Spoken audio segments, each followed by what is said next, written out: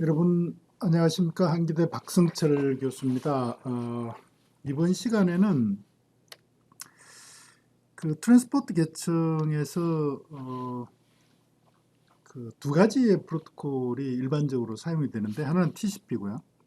여러분들 아마 많이 이렇게 들어보셨을 겁니다. TCP고 다른 하나가 이제 UDP인데요. UDP. TCP에 비해서 UDP는 아주 이렇게 간단한 그런 프로토콜입니다. 그러니까 어, 포트 번호 기반의 어떤 다중화 기능, 그 다음에 수신된 데이터에 대한 어떤 손상 여부, 그러니까 무결성 확인한다고 그러는데 무결성. TCP가 제공되는 서비스가 포트 번호 기반의 다중화하고 그 다음에 무결성 확인 서비스 정도만 이렇게 사실 TCP에서 제공된다 이렇게 볼 수 있는데 그 중에 이 무결성 확인하는 기술, 무결성, 그러니까 데이터가 수신되는 과정에서 이렇게 훼손이 됐는지 안 됐는지 확인하는 그런 기술을 검사합 체크섬 기술을 사용을 하는데 체크섬 기술이 UDP에서만 사용되는 건 아니고 TCP에서도 체크섬 기술을 사용하고 또 IP에서도 체크섬 기술을 사용을 합니다. 그래서 UDP가 간단하기 때문에 추가적으로 이렇게 검사합 기술에 대해서도 이번 시간에 같이 좀 구체적으로 이렇게 공부를 해보겠습니다. 우선 UDP에서 제공되는 서비스를 한번 살펴볼 거고요. 그 UDP 서비스라는 것은 사실 이제 거의 UDP에서 제공되는 그런 어떤 서비스가 없기 때문에 UDP에 제공되는 서비스가 상대적으로 TCP와 어떻게 이렇게 다른가 하는 관점에서 이렇게 보면은 좀 좋은데요. 아직까지 우리가 TCP를 구체적으로 공부를 하진 않았기 때문에 어쨌든 UDP에서 제공되는 간단한 서비스지만 UDP에 제공되는 서비스를 먼저 좀 살펴보고요. 그 다음에 UDP에서 전송하는 그런 정보의 단위를 UDP 데이터그램이라고 그러거든요. UDP 데이터그램. TCP에서는 전송하는 단위를 세그먼트라고 그러고요.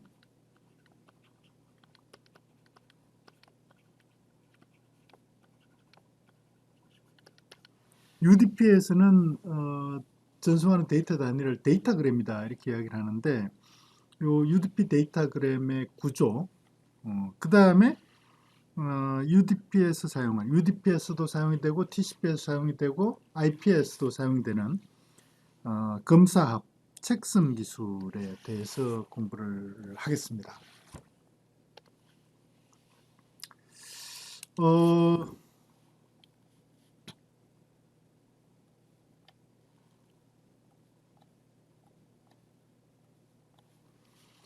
그 UDP에서 제공되는 서비스는 앞에서 제가 잠깐 설명을 드렸지만은 가장 기본적인 트랜스포트 계층에서 가장 기본적인 다중화 서비스, 그러니까 포트 번호 기반의 다중화 서비스, 멀티플렉싱이죠.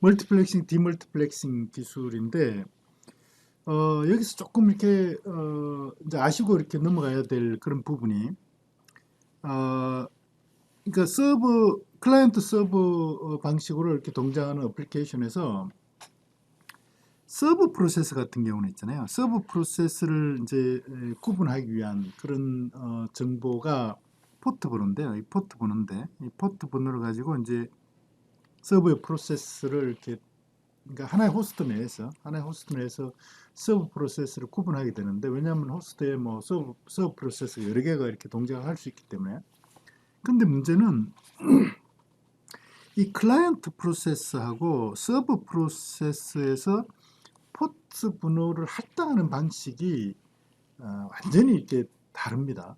그러니까 서버 같은 경우는 예를 들어서 우리가 그 웹서버 같으면 웹서버를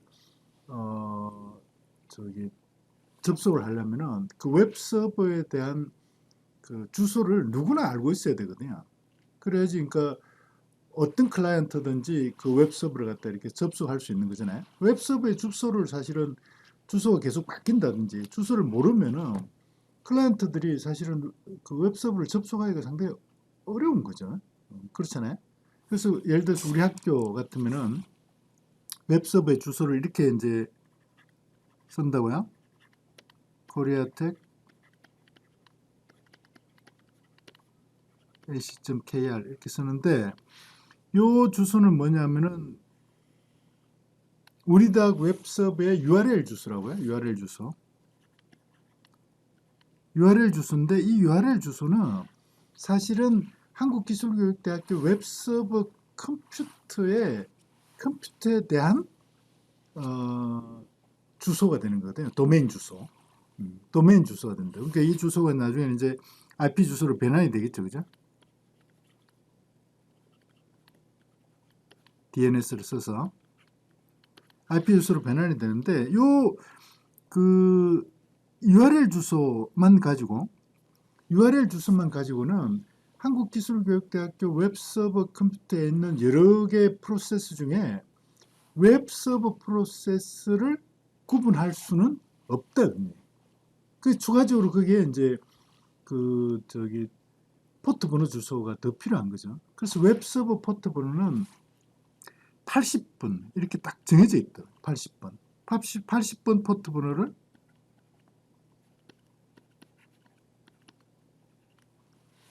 이미 이렇게 딱 정해져 있는 거예요. 그래서 누구든지 한국기술교육대학교 이러면은 한국기술교육대학교 웹서버의 URL 주소 플러스 포트 번호 이 주소를 이미 알고 있는 거죠. 웰론 이미 알려져 있는 거죠.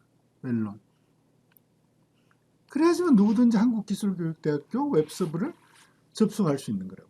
그래서 서버의 어플리케이션 프로세스를 위한 포트 번호는 그 서버를 접속하고자 하는 누구한테나 다 알려져 있을 때 이미 웰론 돼 있을 때 웰론 알려져 있을 때 그래서 포트 번호를 미리 할당을 해야 된다는 거예요. 미리 할당이 되고 그게 누구한테나 알려져 있어야 되는 거죠. 그래서 표준 웹 서버들은요, 표준 그 서버 프로토콜들은 다 이미 포트 번호 다 할당이 돼 있다. 그 예를 들어 HTTP의 서버는 웹 서버를 위한 HTTP 서버는 80번, 이메일을 위한 SMTP 서버는 25번 이런 식으로요. 이미 다 알려졌대요. 그래서 웰론 포트 번호를 사용한다 이렇게 보시면 되고요.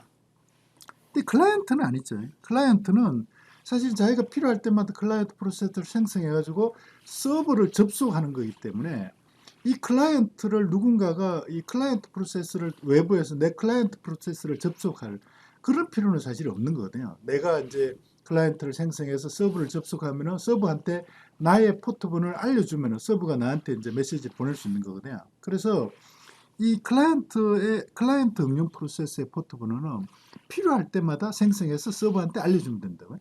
그래서 그런 포트 번호를 임시 포트 번호라고 그러는데 그 영어로는 이페메랄 포트 번호를 사용한다 이렇게 이야기를 합니다. 그래서 클라이언트 프로세스는 임시 포트 번호 필요할 때 생성해서 할당해서 사용하는 이페메랄 포트 번호를 사용하고 서버 프로세스의 포트 번호는 웰론 포트 번호를 사용한다. 이렇게 이해를 하셔야 됩니다. 그러니까 이제 이 포트 번호를 가지고 어플리케이션 프로세스를 구분할 수 있게 하는 이런 거는 이제 클라이언트든 서버든 마찬가지인데 포트 번호를 할당하는 방식은 클라이언트하고 서버 프로세스의 방식이 다르다 이렇게 이해를 하셔야 됩니다. 그리고 두 번째는 사실은 이제 UDP는 TCP에 비해서 하는 일이 사실 거의 없다고 보면 돼요. 하는 일이 없다. 그러니까 포트번호 할당하는 그 다음에 조금 이따 설명할 건데 이렇게 책섬 가지고 수신된 정보가 이렇게 훼손이 됐는지 안 됐는지 그런 거 확인하는 정도 외에는 사실 거의 아무것도 하는 게 없다 이렇게 보시면 되는데요. TCP 같으면은 좀 다르다고요. TCP는 이제 오류도 복구를 해야 되고 그 다음에 수신자가 이렇게 수신할 수 있을 만큼만 데이터를 보내는 흐름 제어도 해야 되고 네트워크 혼잡 상황이 발생하면 혼잡을 갖다 개선하는 건 혼잡 제어도 해야 되고 여러 가지 이제 실내 전송을 위해서 필요한 그런 다양한 형태의 기능들을 갖다 제공을 한다고요. 그 기능들을 제공하기 위해서는 TCP가 복잡해지고 그 다음에 흐름도 이렇게 필요한 만큼만 이렇게 조절을 해야 되고 또 조절하기 위해서는 버퍼도 이렇게 일정한 크기의 버퍼도 관리를 해야 되고 이제 그런 거죠. 그만큼 TCP는 복잡하고 그 다음에 그 기능을 수행하기 위해서 필요한 그런 지연 시간 같은 이런 것들이 이제 발생을 하게 된다고요. 근데 UDP는 하는 일이 없다는 거는 그만큼 TCP에 비해서 고속으로 데이터를 전송하고 고속으로 데이터를 수신할 수 있다. 이렇게 보시면 돼요. 이렇게. 그래서 그 UDP에서 이제 실제로 어플리케이션 프로세스 사이에 이렇게 데이터를 전달하는 그런 통로를 이제 소켓 자료 구조다. 이렇게 지난 강의에서 제가 설명을 드렸는데요. 그 소켓 간에 그 연결하는 이런 과정이 아예 없어요. UDP는. 그래서 비연결형으로 소켓 간에 통신하는 소켓 간에 연결 설정하는 그런 과정이 없이 그러니까 비연결형 그런 전송 서비스를 제공을 하기 때문에 사실은 뭐 거의 그러니까 아무도 안 하는 거죠. 그래서 연결 설정을 위한 어떤 지연 시간 이런 것들이 필요가 없다 이런 건데 사실 연결을 설정한다는 건 소켓과 소켓 간에 이 소켓과 저 소켓 간에 두 개를 갖다 연결한다 이런 이야기는 이 소켓과 저 소켓을 대응을 시켜가지고 이 소켓에서 전송되는 데이터는 반드시 대응되는 소켓으로만 전달되게 이렇게 이제 만드는 과정이 필요하다 이런 이야기고요. 그런 만드는 과정을 보통 우리는 연결을 설정한다 또는 핸드쉐이킹을 한다 이렇게 이야기를 하거든요. 핸드쉐이킹.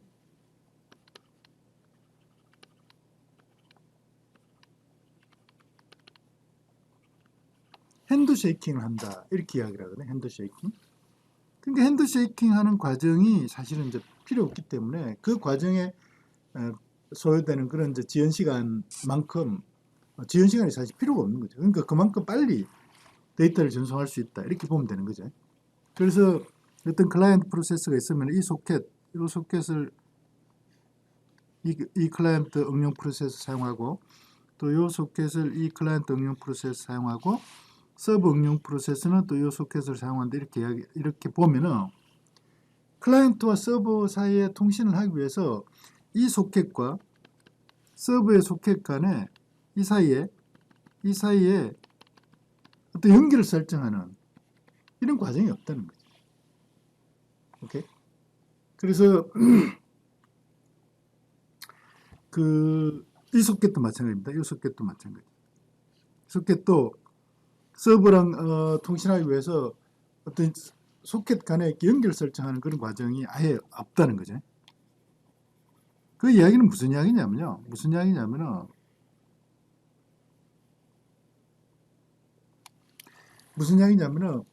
내가 그 클라이언트 프로세스가 어떤 소켓에 데이터를 전송하기 위해서 어플리케이션 프로세스가 소켓에 데이터를 갖다 이렇게 내려보낼 때 메시지를 내려보낼 때 있잖아요. 내려보내면은 이 소켓이 어느 서버에 어느 소켓하고 연결이 되어 있는지가 없기 때문에 그런 정보가 없기 때문에 항상 데이터를 내려보낼 때 지금 내가 보내는 데이터는 어느 소켓으로 보낸다 하는 소켓 주소를 여기다가 반드시 지정해서 이렇게 보내야 돼요.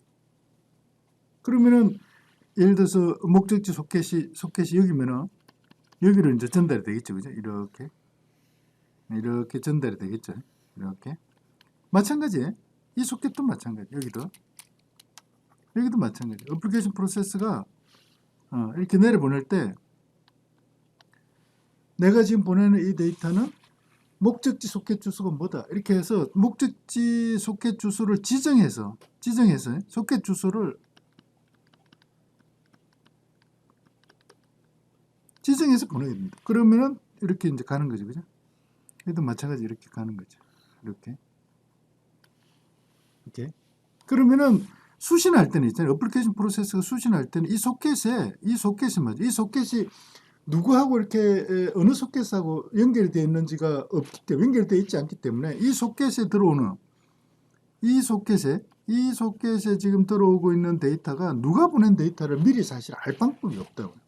그래서 반드시 어플리케이션 프로세서가 읽어갈 때, 소켓으로부터 데이터를 읽어갈 때, 그때 이 UDP는, 요 UDP는 있잖아요. 이 UDP는 누가 지금 보낸 거다. 출발지 소켓 주소를 반드시 어플리케이션 프로세서한테 알려줘야 돼. 반환을 해줘야 돼. 그래야지 어플리케이션 프로세서가 이 데이터는 누가 보낸 거구나 하는 걸 갖다 이렇게 알 수가 있다. 이해가 되시겠죠, 그죠? 그 소켓이 미리 소켓, 그러니까 서브 소켓하고 클라이언트 소켓이 딱 연결이 되어 있으면은 서브 소켓에서 어플리케이션 프로세서 데이터를 받을 때 이거는 어느 소켓 주소가 보낸 거구나 하는 걸 갖다 항상 알 수 있는 거죠. 왜냐면 미리 딱 이렇게 연결이 되어 있으니까 소켓과 소켓 간에 1대1로 이렇게 연결이 되어 있으니까, 그죠? 그래서 그러니까 한번 핸드쉐이킹을 통해서 연결이 되고 나면 그 다음 읽어드릴 때, 어플리케이션 프로세스 읽어드릴 때 이 소켓에 들어오는 데이터는 누가 보낸지를 항상 이렇게 알고 있기 때문에 읽을 때 소켓 트랜스포트 프로토콜이 어플리케이션 프로세스한테 소켓 주소를 이건 누가 보낸 거다 이렇게 알려줄 필요가 없다는 거죠. 이해가 되십니까? 근데 이게 이제 사실은 TCP 같은 경우는 이제 소켓과 소켓 간에 연결을 하고 그 다음에 데이터를 송수신하기 때문에 사실 TCP를 할 때 이제 한 번 더 이렇게 설명할 기회가 있으리라고 봅니다. 그래서 UDP는 소켓과 소켓 간에 연결 없이 비연결형 전송 서비스를 제공을 한다.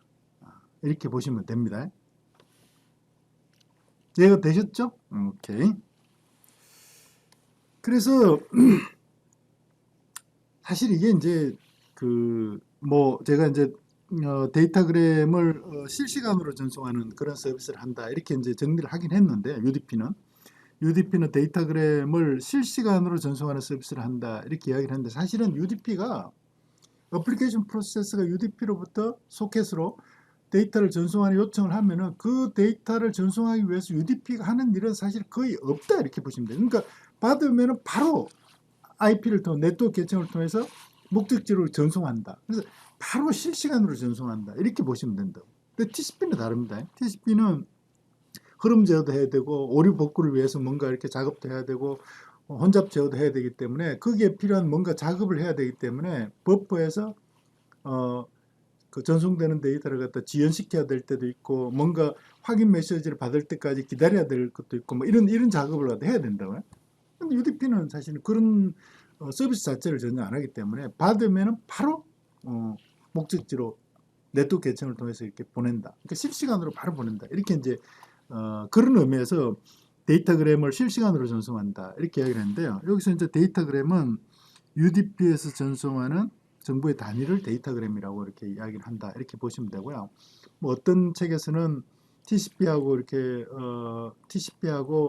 좀 뭔가 일관성 있게 설명하기 위해서 UDP 데이터도 세그먼트라고 이렇게 표현을 하기도 하는데 정확하게 말하면 UDP의 데이터 단위는 세그먼트는 아니고요. 데이터그램이다. 이렇게 표현하는 게 정확합니다.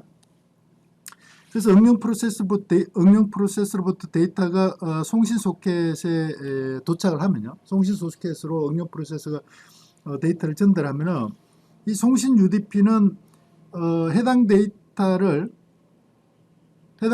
포함하는 UDP 데이터그램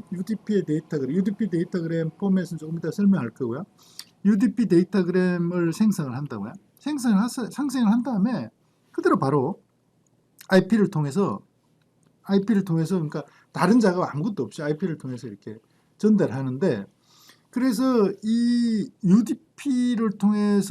UDP가 IP를 통해서 전달하는 UDP 데이터그램은 각각이 있잖아요. 데이터그램 각각이 그러니까 여러 개의 데이터그램을 응용 프로세서가 전달하더라도 데이터그램과 데이터그램의 어떤 상관관계 정보 이런 것들이 UDP에 전혀 유지가 안 돼요. 그래서 모든 UDP가 처리하는 모든 데이터그램은 모든 정보 단위는 전송하는 정보 단위는 독립적으로 전달된다. 그런 의미에서 UDP의 정보 전달 단위를 데이터그램이다 이렇게 표현하거든요. 데이터그램.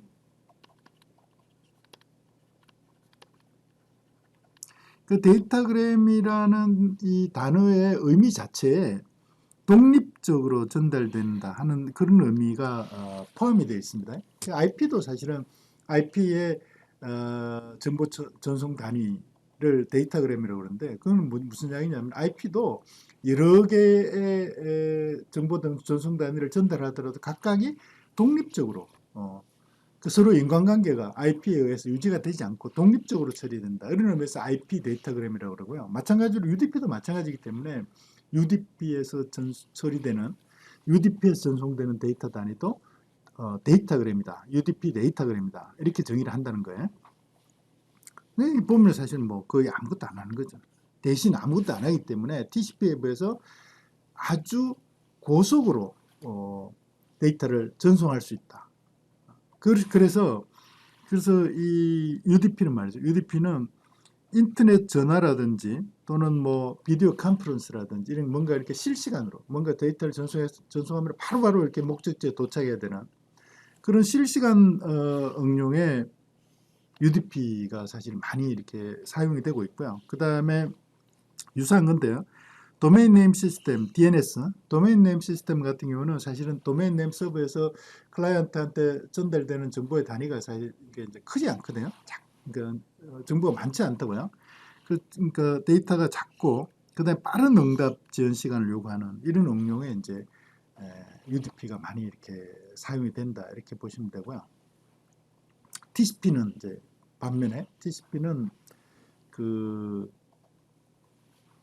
전송되는 데이터 단위가 좀 이렇게 크고 그 다음에 오류가 있으면 안 되는 이제 그런 응용에 이제 TCP가 많이 사용이 되는데 그 부분은 TCP를 설명할 때 다시 한번 구체적으로 설명을 구체적으로 이렇게 다루도록 그렇게 하겠습니다. 그 다음에 TCP가 UDP가 비연계령 서비스를 하기 때문에 비연계령 전송 서비스를 제공하기 때문에 부가적으로 UDP가 TCP 1대1로 연결을 설정한 다음에 전송 서비스를 제공하는 TCP에 비해서 좀 장점이라고 할 수 있는 게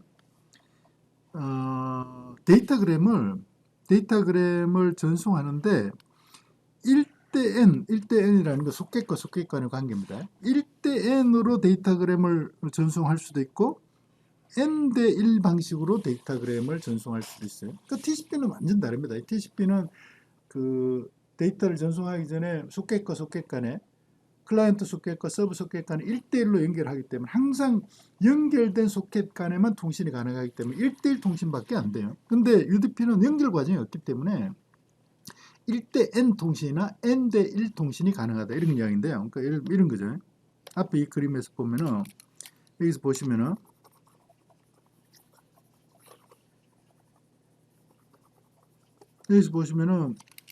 여기에 이 서브 소켓이 있고요. 이 서브 소켓이 있고 클라이언트 소켓이 이렇게 두 개가 있는데 이 클라이언트 소켓 각각 1, 2번 클라이언트 소켓이 3번 서브 소켓하고 통신하는 2대1 통신이 당연히 가능하고요. 물론 서브 소켓이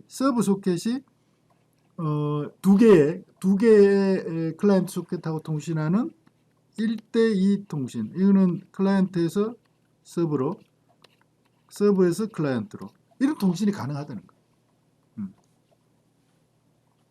아시겠죠? 근데 이게 이제 이런 이야기인데요. 그래서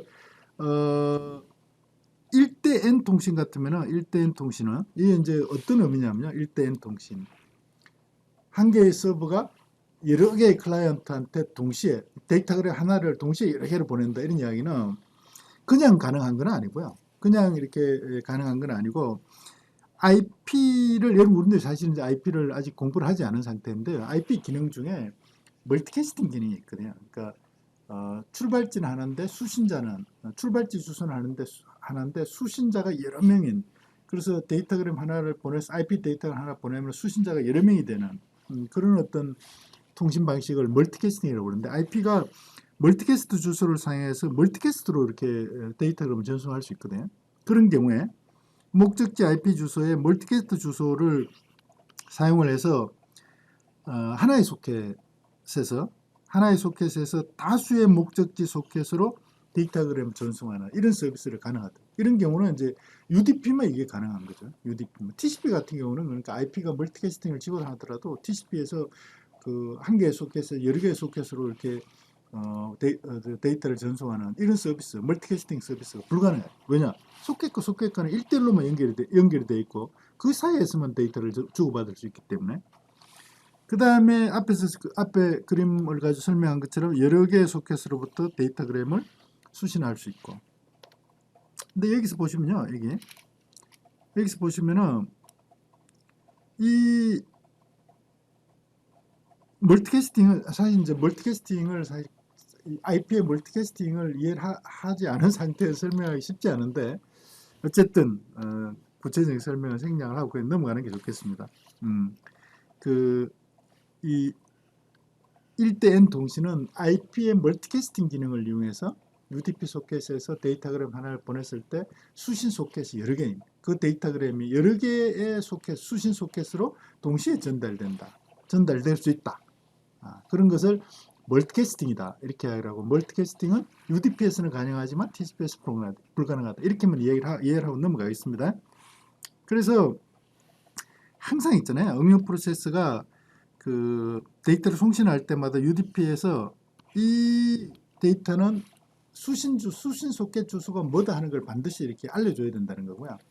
그 다음에 응용 프로세스한테 UDP가 데이터를 넘겨줄 때도 이거는 누가 보낸 거다. 송신 소켓 주소를 반드시 알려줘야 된다. 제가 앞에 설명을 드렸죠, 그죠? 그렇게 이야기를 하시면 되고. 그래서 IPTV를 여러분들 아마 익숙할 것 같은데, IPTV. 우리나라의 IPTV가 KT에서도 제공되고 있고 SK 브로드밴드도 IPTV를 제공하고 그죠. 그 다음에 LG U+ 제공하는데 그때 IPTV가 사실은 방송부에서 비디오 프로그램을 이렇게 송출을 하면은 수신자가 여러 명이 되는 거잖아요. 실시간 수신자가. 그럴 때 이제 IP 멀티캐스팅을 사용하게 되고 그럴 때 수신자가 여러 명이 되려고 그러면 반드시 이제 UDP를 써야지만 가능하다. 이렇게 이제 이해를 하시면 됩니다. 그 다음은 UDP의 데이터그램의 구조인데요. UDP에서 하는 일이 사실은 뭐 포트 번호를 가지고 다중화하는 거하고 그 다음에 책섬을 가지고 이렇게 무결성 확인하는 거 외에는 사실 하는 일이 거의 없기 때문에 하는 일이 거의 없다는 거는 그 UDP에서 필요한 그런 어떤 기능을 수행하기 위해서 필요한 그런 정보를 추가하는 그런 정보를 갖다 이제 제어 정보라고 그러고 제어 정보가 이제 앞부분에 포함이 되기 때문에 헤드라고 그러는데 그 헤드 파트에 들어갈 정보가 별로 필요가 없다는 거죠. 단지 어떤 정보만 들어가는가. 여기 이제 데이터는 어플리케이션 프로세서가 목적지에 전달하고자 하는 그런 정보라고 보시면 되고요. 응용 프로세서가 보내고자 하는 메시지다 이렇게 보시면 되고 여기에다가 헤드를 추가하는데 추가할 거라고는 출발지의 포트 번호 그 다음에 목적지의 포트 번호 그 다음에 책선 수신했을 때 수신자가 내가 받은 이 데이터그램의 무결성이 유지가 되는지 안 되는지 확인하는 뭐 그런 서비스죠. 그리고 이 데이터그램의 전체 길이를 나타내는 이런 정보만 이제 헤드에 붙는다 이렇게 보시면 돼요. TCP는 나중에 이제 공부하면 아시겠지만 상당히 이렇게 복잡한 그런 이제 헤드 구조를 가집니다. 그리고 이런 이게 이제 UDP의 데이터그램이라고 그러는데 데이터그램. 이 데이터그램이 이게 이제 IP거든요. 이게 이제 IP 구조인데 IP 데이터그램 구조인데 이게 UDP 데이터그램이 사실 IP 입장에서 보면 뭐가 되냐면 이게 데이터 역할을 하게 된다는 거죠. 그죠? 데이터 역할을 하게 된다. 그 데이터 앞부분에 보면은 여기에 뭐가 들어가냐면은 출발지 포트 번호, 그 다음 목적지 포트 번호 이렇게 들어간다는 거죠. 그래서 목적지 포트 번호하고 목적지 IP 주소, 이 목적지 IP 두 개 이게 합쳐져 가지고 이게 뭐냐면은 목적지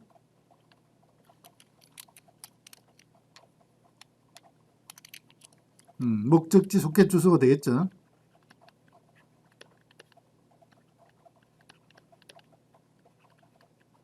그 다음에 출발지 IP 주소하고 출발지 IP 주소 이 두 개가 합쳐서 이게 뭐가 되냐면은 출발지 소켓 주소가 되고 이렇게 되는 거죠. 이해를 하셔야 됩니다. 그래서 보시면은 UDP 데이터그램의 포맷은 아주 이렇게 간단하기 때문에 UDP 데이터그램을 처리하는데 그만큼 또 시간도 복잡한 데이터그램 구조를 가지면 그걸 처리하는데 그만큼 시간이 많이 걸리기 때문에 간단하기 때문에 처리 시간도 상당히 단축이 돼서 실시간 응용 서비스에 적합한 그런 데이터그램 구조를 가지고 있다. 이렇게 이해를 하시면 되겠습니다. 자, 그 다음에 우리가 사실 공부할 게 요건데요. 이거. 체크섬.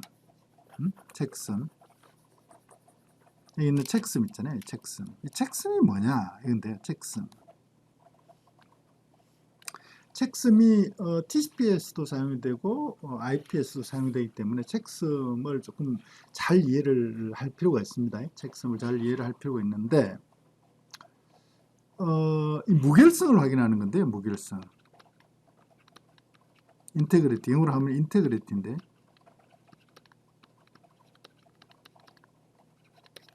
인테그리티를 확인하는 건데 인테그리티가 뭐냐? 이 데이터그램을 송신자가 이렇게 보냈는데요. 이 송신자가 보냈는데 송신자가 이 데이터그램 수신자가 이 데이터그램을 받았을 때 이 데이터그램이 전달되는 과정에서 훼손이 됐는지 안 됐는지, 그래서 결점이 발생했는지 안 했는지를, 결점이 없는지 무결점인지를 확인하는 데 필요한 정보다 이렇게 보시면 돼요. 이 체크섬이. 보통 일반적으로 무결성을 확인하는 기술을 여러분들 뭐 이렇게 들어보신 분들도 있겠지만 이 무결성을 확인하는 기술은 일반적인 무결성 확인 기술을 뭐라고 그러냐면 해시 함수다 이렇게 얘기합니다.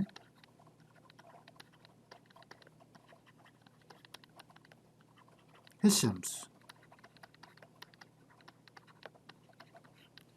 해시 함수가 이제 무결성을 확인하는 그런 서비스를 제공하는 기술인데요. 암호 기술인데. 그래서 이 체크섬은 해시 함수 중에 아주 간단한 해시 함수다. 이렇게 이해를 하시면 돼요.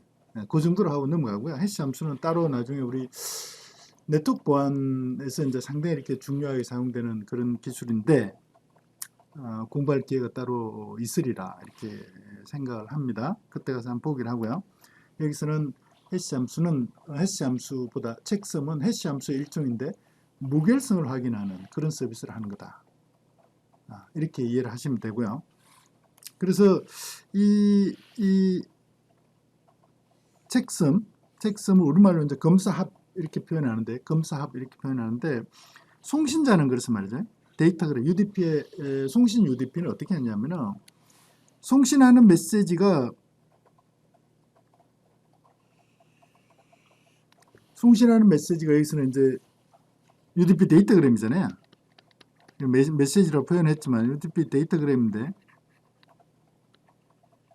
이 데이터그램을 일정한 크기의 길이로 이렇게 나눠. 여기 보면 이제 UDP는 그걸 몇 비트 단위로 나누냐면 16비트 단위로. 일정한 크기라는 게 16비트인데 이 16비트 크기로 데이터그램을 쫙 잘라. 16비트 크기로. 그러니까 그러면 엄청 이렇게 여러 개의 16비트 단위의 이제 그런 데이터 단위로 쭉 나눠지겠죠. 그죠? 그리고 요 16비트 데이터 단위를 말이죠. 16비트 데이터 단위 곱하기 n개가 되지 않겠어요. 그죠? 이 n개를 1의 보수 연산으로 더해서 합을 구해. 1의 보수 연산. 1의 보수 연산은 여러분들은 뭐 수학 간단한 연산이니까 수학 시간에 공부를 했으라 보는데요. 조금 이따 간단한 개념 문제 소개를 할 거고 1의 보수 연산으로 더한 합 1의 보수 연산으로 이렇게 더한다면 이 더한 값에 이 값의 1의 보수값을 뭐라고 그러냐면은 검사합이라고 그래요. 검사, 체크섬이라고 그래요. 오케이? 그래서 이 체크섬을 구해서 이 체크섬을 메시지 뒤에다가 이렇게 추가한다 이런 이야기인데, 메시지 뒤에다 추가하는데 사실 UDP에서는 어디에다 추가했냐면, UDP에서는 책섬을 딱 구한 다음에 있잖아요. 책섬을 구한 다음에 이 전체에 대한 책섬을 구한 다음에 전체에 대한 책섬을 구한 다음에 어디에다 추가했냐면 여기다가 요 책섬을 여기다가 추가한다 이런 겁니다. 오케이? 그러니까 이게 이 데이터그램 이 데이터그램에 대한 16비트 책섬이 된다 이런 이야기예요. 그러니까 16비트 안으로 이렇게 UDP 데이터그램, 내가 전송할 UDP 데이터그램을 쭉 나눈 다음에 그걸 갖다 1의 보수 연산으로 더해가지고 그 합의 1의 보수 값을 요 책섬으로 구해서 여기다가 딱 넣어서, 그래서 이 전체를 전송한다. 수신자한테. 이런 의미입니다. 그럼 그러니까 수신자는 어떻게 하는가? 수신자는 일단 수신된 메시지를 받았어. 수신된 메시지라는 게 데이터그램 받았죠. 수신 UDP가. 그러면은 다시 이놈을 정해진 길이 16비트 단위로 다 잘라. 검사 포함해서, 그죠? 섹션 포함해서 다 잘라. 16비트 단위로 다 잘라. 그리고 이 데이터 단위, 16비트 단위로 잘라진 데이터 단위를 1의 보수 연산으로 다시 더해서 합을 구해. 그래서 이 합을 구했는데 그 결과가, 그 합이 1의 보수 연산에서 더한 이 값이 1의 보수 값으로 0이면은 이거는 인테그리티가 보장된다. 그 전달되는 과정에서 훼손이 되지 않았다. 성공적으로 데이터그램이 수신됐다. 이렇게 보는 거고요. 만약 0이 아니다. 그러면은 중간에 무슨 오류인지는 모르겠지만 오류가 발생했다. 그래서 이 데이터그램은 정상적인 데이터그램이 아니기 때문에 사용할 수가 없다. 이렇게 UDP에서 그걸 갖다 폐기를 한다. 이렇게 그런 식으로 동작을 하는 거예요. 자, 그러면은 1의 보수 연산을 알면은 사실 이제 책섬을 이해를 할 수 있는 거죠. 1의 보수 연산하면. 그러면은 1의 보수 연산이 뭐냐? 좀 봅시다. 여러분들 이미 잘 알겠지만 혹시 이제 까먹은 사람도 있고 모르는 사람도 있을 수 있으니까, 1의 보수 연산은 이진수, 우리 이제 뭐 데이터 통신에 사용하는 모든 데이터 단위는 이제 이진수로 이렇게 표현이 되는 거니까, 비트열로 표현이 되는 거니까, 그죠? 이진수의 1의 보수는 각 비트의 값을 0과 1을 서로 바꾼 값이다. 이렇게 보시면 돼요. 0과 1을 서로 바꾼 값이다. 그 의미는 뭐냐면은 원래 비트 값하고 더해서 1의 1이 되는 값. 이 값이 각 비트의 1의 보수 값이다. 이렇게 보시면 돼요. 그러니까 0은 1이고 1은 0이 되는 거죠. 오케이. 그러면은 예를 들어서 이걸 더하면은 이것도 1이 되고 여기도 더하면은 1이 되는 거잖아요. 그죠? 그래서 1의 보수 연산에서는 0이 두 개의 0을 우리가 사용해요. 하나는 플러스 0이라고 그러고 하나는 마이너스 0이라고 그러는데, 플러스 0은 모든 비트가 0인 그런 값을 갖다 플러스 0이다 이러고, 모든 비트가 1인 값, 이거는 마이너스 0이다 이러고, 이렇게 정의를 하는데 플러스 0과 마이너스 0은 같은 값이다. 둘 다 0이다. 이렇게 정의를 합니다. 1의 보수 연산에서. 그러면은 1의 보수 연산에서 덧셈을 어떻게 하는가? 1의 보수 연산의 덧셈을 어떻게 하는가? 1의 보수 연산의 덧셈을 어떻게 하는가 한번 봅시다. 우선은 n비트에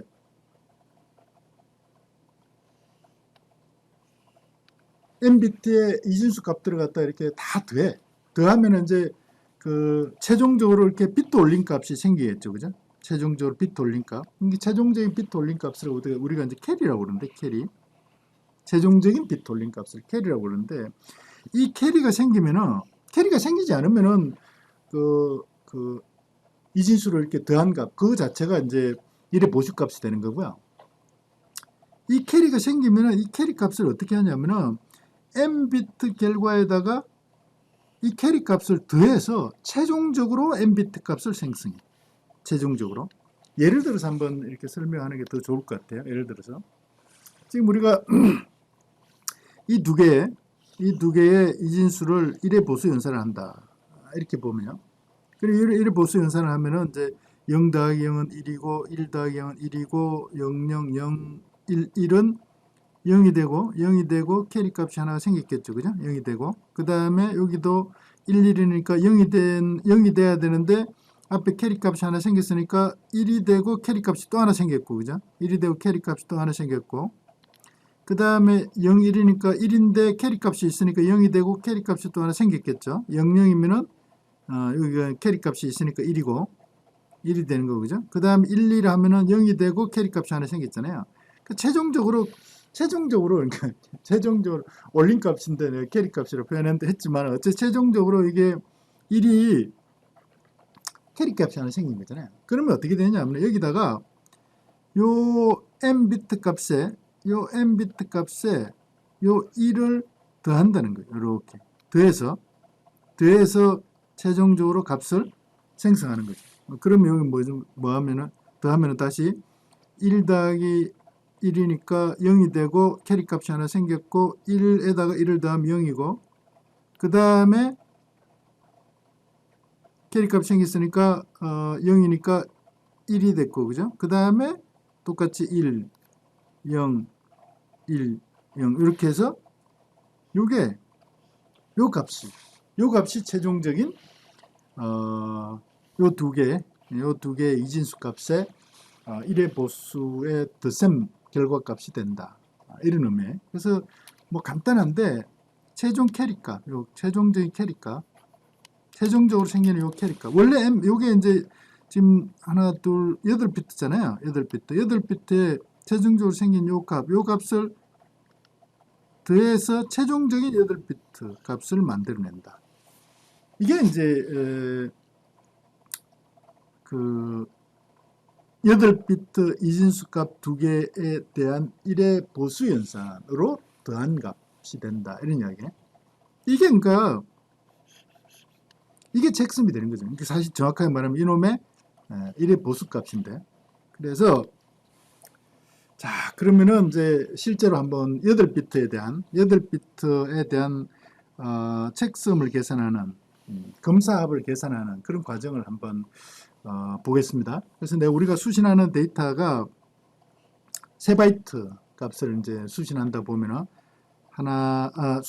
전송한다 보면은 전송한 하나, 둘, 세 개인데요.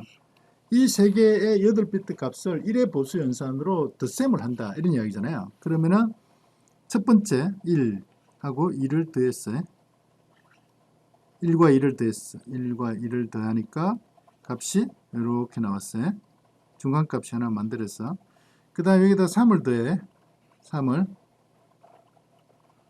더하면은 다 더하고 여기에 캐리 값이 하나 생긴다. 이런 이야기야. 여기에 더했는데 여기에 그러니까 더했더니 캐리 값이 하나 생기더라. 이런 이야기거든요. 캐리 값.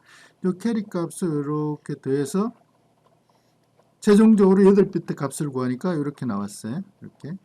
이놈에 대한 1의 보수 값을 취하면은 이게 이렇게 되는데 이게 검사합이 된다. 뭐에 대한 검사합이냐?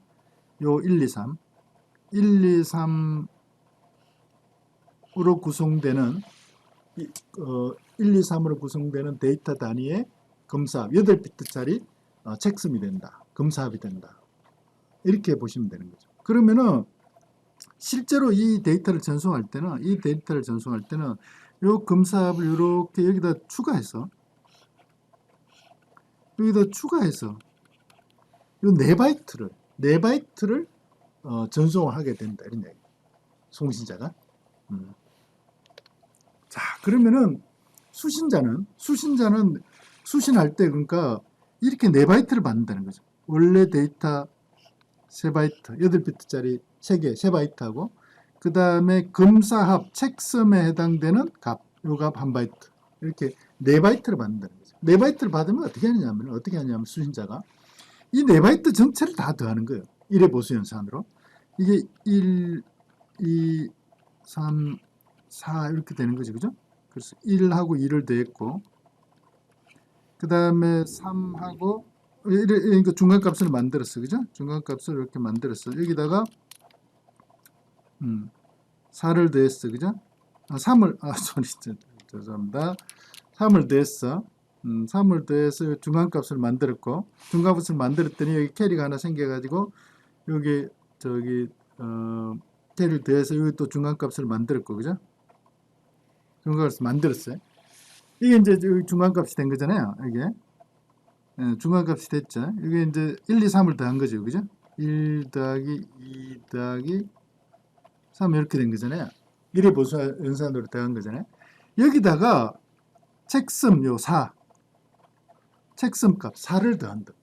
4를 더했더니 이렇게 나왔어. 이게 뭐냐면 0이죠. 마이너스 0. 그래서 다 더했더니 책섬까지 포함해서 4바이트를 다 더했더니 0이 되더라. 그런 이야기는 뭐냐면은 내가 수신한 이 데이터가 오류 없이 전송이 된 거다. 이렇게 이제 확인한다는 거예요. 그렇게 동작하는 겁니다. 책섬이.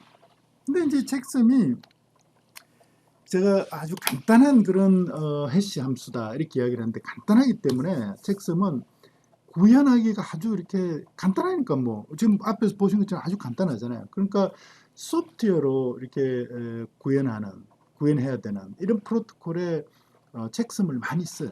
그 소프트웨어를 구현해야 되는 대표적인 그런 프로토콜이 TCP, UDP, IP 이런 것들이거든요. 그래서 이제 많이 쓰는데, 대신 상당히 이렇게 비교적 상당히 높은 그런 오류 검출 능력을 가지고 있지만, 그리고 간단해서 소프트웨어 구현에 적합하지만은 각 데이터 단위에서 발생하는 오류가 말이죠. 하필이면 오류가 발생했는데 그 오류가 발생한 거를 1의 보수 연산으로 더해서 0이 되는, 합이 0이 되는 오류가 발생해서 비트 값이 바뀌었는데 그 바뀐 값을 더했더니 0이 되더라. 그런 오류들은 사실 검출이 안 돼. 그런 오류들. 그러니까 책섬이 바뀌지 않는 그런 오류가 발생했는데 책섬 값에는 영향을 주지 않는 그런 형태로 오류가 발생하면은 이제 이 책섬 가지고는 그 오류를 디텍션 할 수가 없다. 이런 문제가 있다는 거죠. 예를 들어서 한번 볼까요? 예를 들어서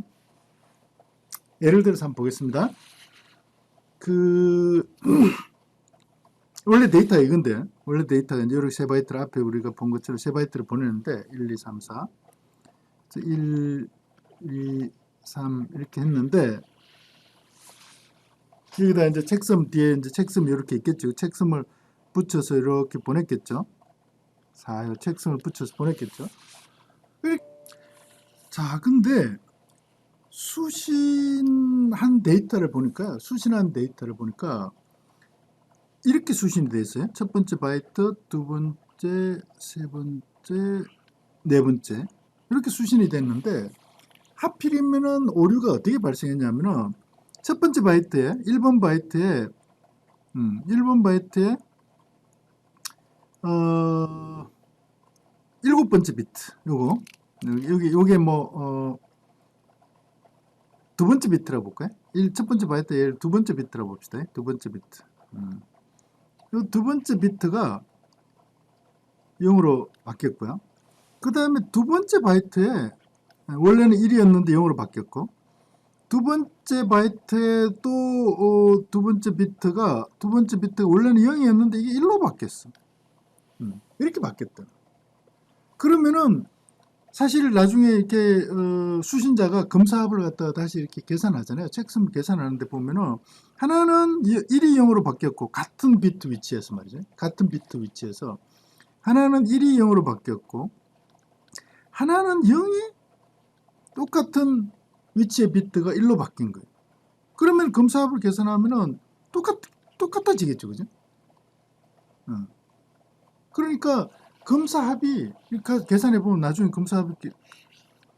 이렇게 다 계산해 보면 검사합이 안 바뀌었기 때문에 실제로 다 돼 보면은 마이너스 0이 나와가지고 이거는 실제로 에러가 두 비트가 발생했는데도 불구하고 에러가 발생하지 않았다. 이렇게 이제 확인을 하게 된다. 그러니까 사실 에러를 디텍션을 못한 거죠. 이 검사합, 이 책섬 기술을 가지고는. 그죠? 그러니까 책섬이 이런 어떤 오류 검출을 불가하게 만드는, 오류가 발생했는데도 불구하고 검사합에는 체크섬에 영향을 주지 않는 그런 형태로 발생하는 오류는 이제 디텍션 할 수가 없어진다. 이런 이제 한계가 있다. 이런 약점이 있다. 이런 거죠. 간단하기 때문에. 그래서 이제 이런 것들을 이제 해결하기 위해서 아주 복잡하고 정교한 그런 이제 해시 함수를 사실은 이제 씁니다. 아주 복잡한 그런 아주 정교한 그런 무결성 확인이 필요한 이런 경우에는 이제 아주 복잡하고 정교한 그런 해시 함수를 사용하죠. 체크섬 대신에. 또 하나의 예를 보면 이런 거죠. 여기는 세 비트가 오류를 발생했어. 세 비트가 오류를 발생했는데 위치도 하나는 두 개는 이제 첫 번째 비트에서 발생했고 하나는 두 번째 비트에서 발생했는데 이것도 다 더해 보니까 그 결과값이 원래 세 개의 그 바이트를 더한 값하고 결과값이 중간값이 같아져. 그래서 체크섬하고 더하면은 나중에 최종적으로 0이 돼가지고 디텍션이 안 되는 이런 문제가 생긴다. 그러니까 오류가 발생했는데 하필이면은 체크섬이 변경이 되지 않는 그런 형태로 오류가 발생한 거는 이제 그 체크섬 가지고는 무결성 확인이 안 된다. 오류 확인이 안 된다. 이렇게 이해를 하시면 되고요. 그게 체크섬의 어떤 간단해서 체크섬이 많이 사용됨에도 불구하고 오류를 이렇게 검출하는 능력에서는 이제 제약이 따른다. 이렇게 이해를 하시면 되겠습니다. 그래서 UDP가 워낙 간단한 프로토콜이라서 제가 UDP에 대한 설명과 그 다음에 TCP, UDP, IP에서 공통적으로 사용되는 체크섬에 대해서 좀 구체적으로 이야기를 했는데 여러분들 잘 이해가 됐는지 모르겠습니다. 여러분 수고 많았습니다.